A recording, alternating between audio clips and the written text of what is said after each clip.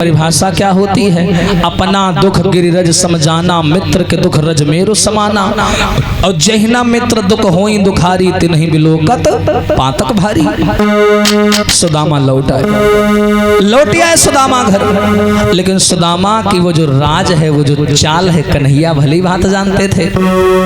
लोग कहते हैं सुदामा ने कपट किया। अगर सुदामा कपट करते तो कन्हैया कभी अपने आंसुओं से उनके पैर नहीं धोता। इतना याद रखना। अगर सुदामा कपट करते तो कन्हैया कभी उनके लिए रोता नहीं और उनके चावलों को चबता नहीं। कन्हैया को पता था कि सुदामा ने कितना बड़ा त्याग किया है मेरे लिए, और इस त्याग को कोई नहीं जानता, लेकिन मैं इस त्याग को बाहर लाऊंगा। इसीलिए सुदामा के कन्हैया ने पैर धुले। इतना ऊंचा सम्मान दिया। याद रखना, इन छोटी छोटी चीजों को जब समझोगे तब आपको पूरी चर्चा समझ में आएगी। आज सुदामा विद्या अध्ययन करने के बाद में घर लौट आए। हाँ, सुदामा का विवाह हो गया। सुशीला नाम की नारी आ गई घर में। भैया कन्हैया विद्या अध्ययन करके चले गए। अच्छे कर्मों की वजह से द्वारिका के राजा बन गए, द्वारिकाधीश बन गए। और सुदामा लाख से लीख बन गए, भिखारी हो गए। हाय दरवाजे दरवाजे सुदामा भीख मांगने लगे। हाँ, उसी श्राप की वजह से सुदामा के 4 लड़का हैं, माताओं 4 लड़का। हाँ, बेचारे 4-4 दिन हो जाता सुदामा के घर में चूल्हा नहीं जलता था। 4-4 दिन। एक दिन बड़ा वाला लड़का पेट पकड़ के बोला, मैया अब रहा नहीं जाता, अब तो लगता है जान निकल जाएगी।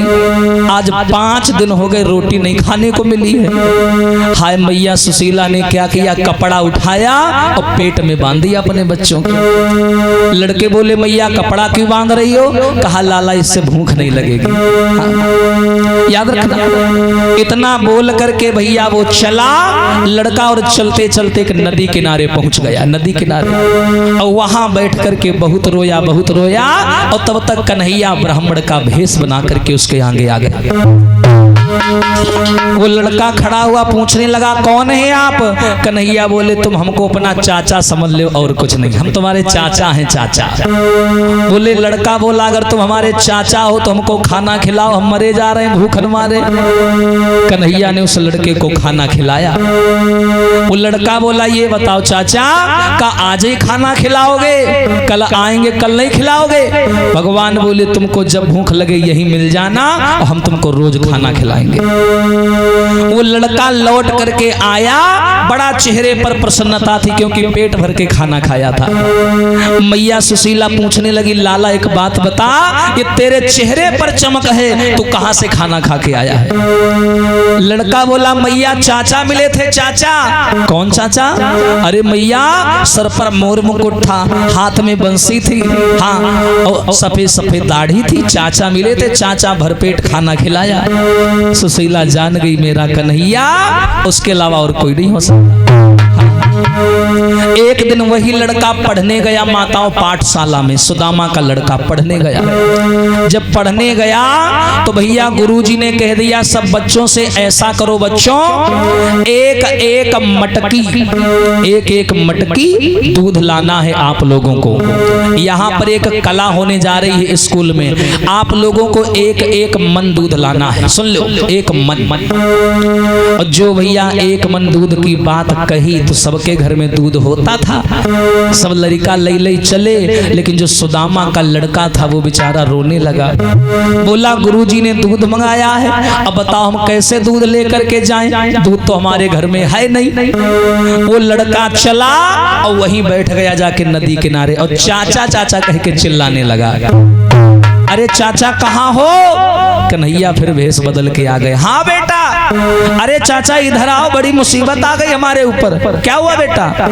अरे चाचा गुरुजी कह रहे हैं कि एक मन दूध लेके आओ, और हमारे घर में तो दूध ही नहीं हो रहा, बताओ हम कहाँ से लेके जाएं? तो कन्हैया ने क्या किया माताओं, अतनी बड़ी मटकी, अतनी बड़ी, हाँ, मुश्किल से मुश्किल 10 मीटर नहीं दूध होते है माँ, 2 चम्मच दूध ना आवे, इतनी छोटी मटकी दी और उसमें दूध भर दिया। बोले जाओ ले जाओ।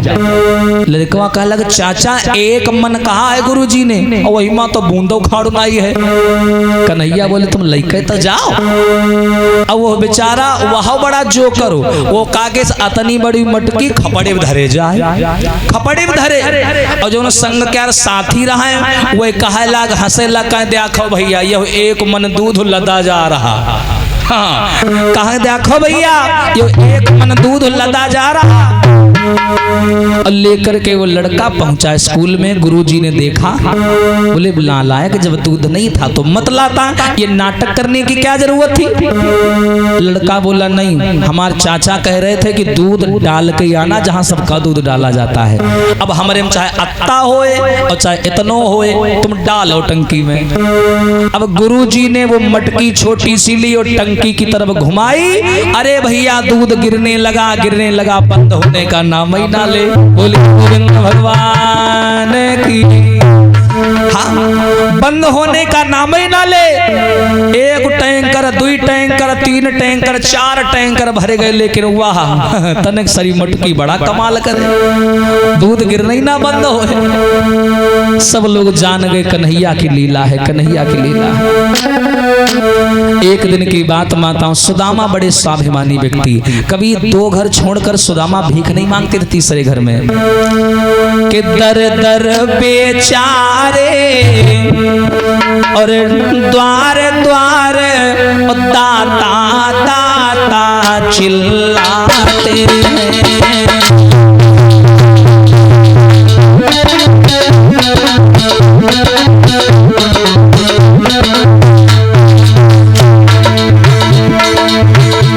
दर दर बेचारे द्वार और दाता दाता चिल्लाते और किसी रोज भी जी भर के वो आटा दाल न पाते।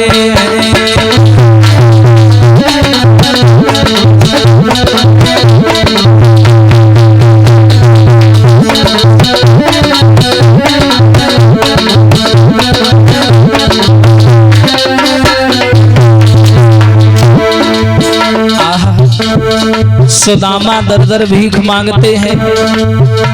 जो नमक मिले तो मठा नहीं, जो मठा मिले तो नमक नहीं। एक घर मांगा, दो घर मांगा, लोटा भरी आटा मिला नहीं।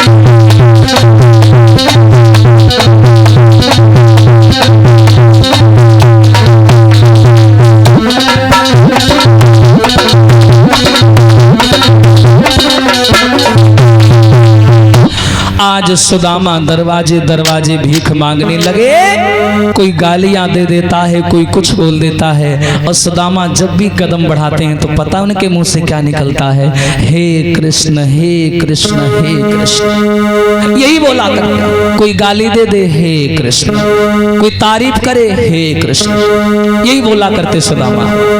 एक दिन की बात, बेचारी सुशीला नई नई शादी होकर के आई थी।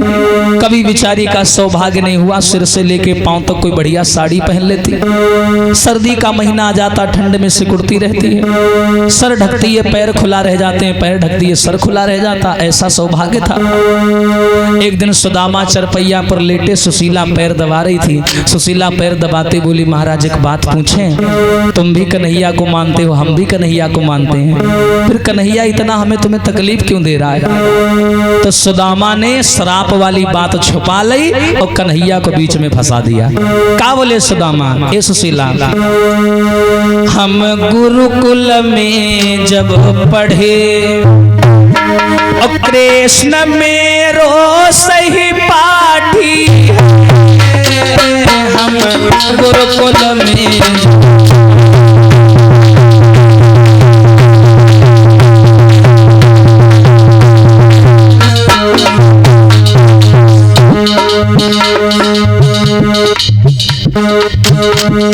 मैं गुरुकुल में पढ़ता था। एक दिन हम और कन्हैया लकड़ी लेने गए। गुरु मैया ने चना दे, मैंने अकेले ही चाबी लाए।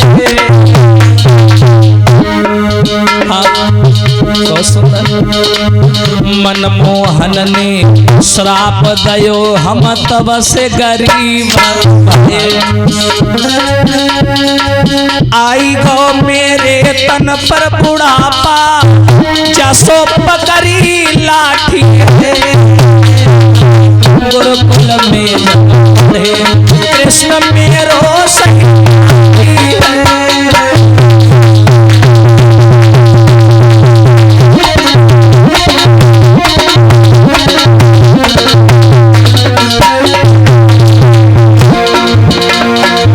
सुशीला मैंने चना चबलिए धोखे से चला, कन्हैया ने श्राप दे दिया, मैं तब से गरीब हो गया।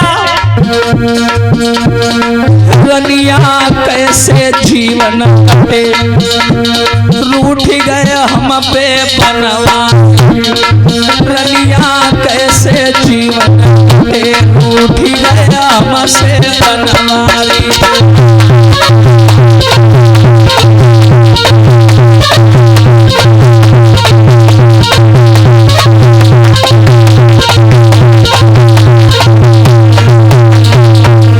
जवाब दिया, अरे सुशीला कन्हैया के चना हमने चबलिए, कन्हैया ने श्राप दे दिया, हम तब से गरीब हो गए। सुशीला खटिया से उठ गई और बोली, महाराज बस करो, झूठ मत बोलो।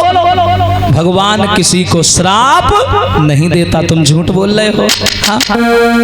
अगर कन्हैया श्राप देना जानते हैं तो श्राप मिटाना भी जानते हैं। तुम मेरी एक बात मान जाओगे, ध्यान से सुनना। सुशीला का बोली, फटी साड़ी पहने है, भूखी है। बोली, महाराज न तुम्हें बुरा लगे ना हमें लगे, तुम ऐसा करो द्वारिका चले जाओ, कन्हैया से अपनी गलती की क्षमा मांग लेना, वो तुम्हें माफ कर देगा। सुदामा बोले, तेरा दिमाग खराब है? अरे मैं जाति का ब्राह्मण, उसके आगे क्यों झुकूं? मैं नहीं जाऊंगा, मैं गरीबी लूंगा। सुशीला बोली, महाराज एक बात गांठ बांध लेना, ये जात पात की पिपड़ी बजाना बंद कर दो। जब आदमी भूखा होता है जात पात से पेट नहीं भरता, जब आदमी पर गरीबी होती है तो जात पात से भोजन नहीं मिलता, जब आदमी संकट में होता है तो जात पात काम नहीं आती, ध्यान रखना, भूल जाओ। तो चले जाओ द्वारिका, चले जाइयो द्वारिका को सैया, चले जाइए, चले जाओ, तुम्हें मेरी कसम है, चले जाओ। चले हो द्वारिका को सजना, चले जाइए।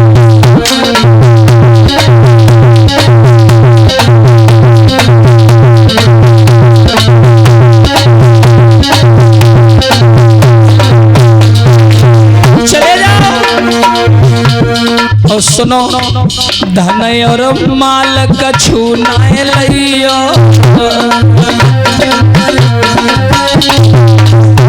अरे केवल क्षमा मांगी के आइयो, केवल चले जाओ, चले जाइयो द्वारिका को सजना, चले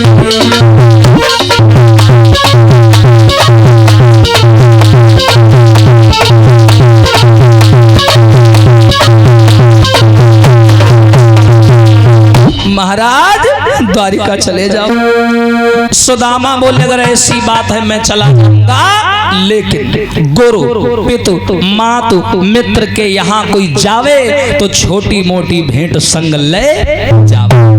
भैया गुरु के यहाँ जाओ, माता पिता के यहाँ बाहर से लौटो, मित्र के यहाँ जाओ तो कुछ न कुछ अपने साथ जरूर लेके जाओ। और सुशीला यहाँ तो 4 दिन से चूल्हा नहीं जला, बता क्या ले जाऊं मैं। सुशीला बोली उसकी चिंता ना करो, मैं कुछ ना कुछ बंदोबस्त करके लाती हूँ। हाय बेचारी लाचार हो गई, मांगने गई पड़ोस में मांगने। एक पड़ोसन से कहा बहन मेरे पति द्वारिका जा रहे हैं, तुम्हारे पास जो होए हमें दे दो। अरे भैया वो पड़ोसन खाने को दौड़ पड़ी, अरे चली जा, अरे परसों ले गई वो तो दे नहीं गई, फिर मांगने चली आई। एक बड़ी सुंदर पड़ोसन थी, उसके पास गई बेचारी सुशीला। हाय टूटे कण पड़े थे, कण चावल के। वो बोली बहन यही पड़े हैं, यही ले जाओ। अब देखो सुशीला बैठ गई, चावल जहाँ पछोरे जाते ना वहां बैठ गई। वो एक एक कण मच्छर के जितना होता है, एक एक कण बीन बीन करके अपनी झोली में डालने लगी। इसको बोलते हैं भाव। ऐसे मिलते हैं भगवान। लाखों करोड़ों रुपए की संपत्ति चढ़ाने से भगवान मिल जाते तो तुमसे बहुत बड़े बड़े पड़े उनको कब का मिल गए होते। एक एक टूटा कण उठा उठा करके सुशीला इकट्ठा करने लगी और मुश्किल से 3 मुट्ठी चावल निकले, 3 मुट्ठी। सुशीला पोटली में बांध के लाई और सुदामा को दिए, कहा ले चले जाओ। सुदामा बोले है क्या इसमें? सुशीला बोली चावल है चावल। अरे पागल हो गई हो, अरे वो इतना बड़ा द्वारिका का राजा तेरे चावल खाएगा? सुशीला बोली महाराज वो इतने बड़े नहीं है और ना उनके अंदर ये बड़े छोटे का भाव है। दुर्योधन को भोग न भायो, रूखो साग विदुर घर खायो। मैंने सुना है, तुम चले जाओ। आज चले सुदामा, मजबूर हो गए सुशीला के कहने पर। बगल में पोटली दबाई और चले। और आप सभी के बीच में सुदामा जी आएंगे, सब लोग उनका सम्मान करें और फिर उनकी लीला भी आप